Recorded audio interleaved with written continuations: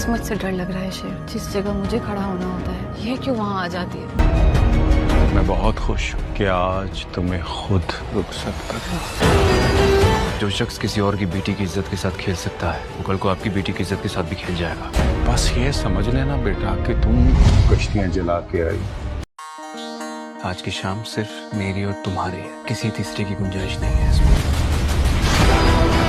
बात मेरी कंपनी में आइंदा कदम नहीं रखेगी। जो रास्ता मेरा होता है ये हमेशा उस रास्ते को क्यों काटती है।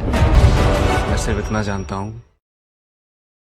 ये कोइंसिडेंस अलार्मिंग है शेर। ऐसे कोइंसिडेंसेस सिर्फ इश्क में होते हैं। नाजरीन, ड्रामा सीरियल शेर की आने वाली एपिसोड बहुत ज़्यादा इंटरेस्टिंग बनने वाली है। नेक्स्ट एपिसोड में आप देखेंगे और रिदा शेर से बहुत ज़्यादा नाराज़ हो चुकी होती है और शेर उसे मनाने की कोशिश भी कर रहा होता है और शेर रिदा से यही कहता है तुम मुझसे एक मरतबा मिल लो, मैं मिलकर तुम्हारे सारे गिले शिकवे दूर कर दूंगा। और रिदा इस बात के लिए राज़ी भी हो जाती है और शेर से मिलने से पहले रिदा तैयार होने के लिए पार्लर जाएगी और वहाँ पर फजर और उसकी बहन सारा भी आए हुए होते हैं और सारा की क्योंकि शादी हो रही होती है और सारा वहाँ से तैयार होने के लिए आई होती है और रिदा शेर से मिलने के लिए आई होती है, इसीलिए वो भी वहाँ पर तैयार होने के लिए आई होती है। और शेर जैसे ही रिदा को वहाँ पर लेने आएगा, अभी रिदा बाहर नहीं आई होती, इतनी देर में फजर और उसकी सिस्टर बाहर आ रहे होते हैं और शेर जैसे ही फजर को देखता है तो बहुत ज़्यादा हैरान हो जाता है और अपने मोबाइल से सारा और फजर की वीडियो भी बनाने लग जाता है। और इतनी देर में रिदा भी वहाँ से बाहर आ जाएगी और वो भी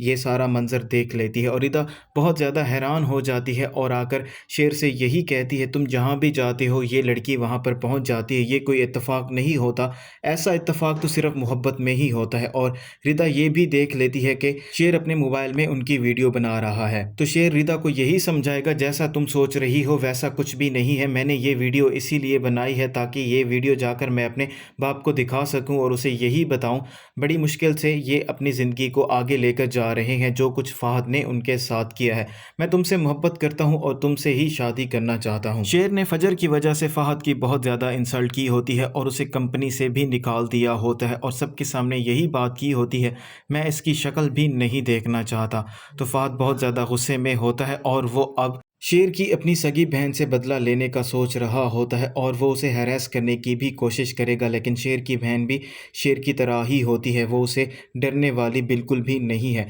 और शेर का बाप रईस ज़मान भी शेर के इस फैसले से बहुत ज़्यादा हैरान होता है और वो शेर ज़मान से यही सवाल करता है आखिरकार तुमने फ़हद को कंपनी से क्यों निकाला है। तो शेर अपने बाप को सारी हकीकत बताएगा, फ़हद को किसी और ने नहीं बल्कि मैंने ही मारा है, वहाँ पर फजर भी आई हुई थी और फ़हद एक मरतबा फिर उसे ज़हनी तौर पर टॉर्चर करने की कोशिश कर रहा था जिसकी वजह से मेरी और फ़हद की लड़ाई हो गई है। फ़हद बिल्कुल भी अच्छा इंसान नहीं है, जैसा वो बाकी लड़कियों के साथ कर रहा है कल को हमारी बहन और बेटी के साथ भी ऐसा कर सकता है, इसी वजह से मैंने उसे कंपनी से निकाल दिया है, वो इस लायक भी नहीं है और वैसे भी वो सब मिलकर हमें लूट ही रहे हैं। शेर का बाप शेर से कहता है तुम्हारा फैसला बिल्कुल ठीक है लेकिन इसे ऐसे नहीं करना चाहिए था, मैं भी उसको कंपनी से निकालने ही वाला था लेकिन हमें किसी तरीके से ये काम करना चाहिए था ताकि सारा शक भी तुम पर ना आए और किसी की नाराज़गी भी हमें मोल ना लेनी पड़े। और वहीं दूसरी तरफ डॉक्टर फजर बहुत ज़्यादा परेशान होती है क्योंकि उसकी वजह से उसकी छोटी बहन सारा की शादी करवाई जा रही होती है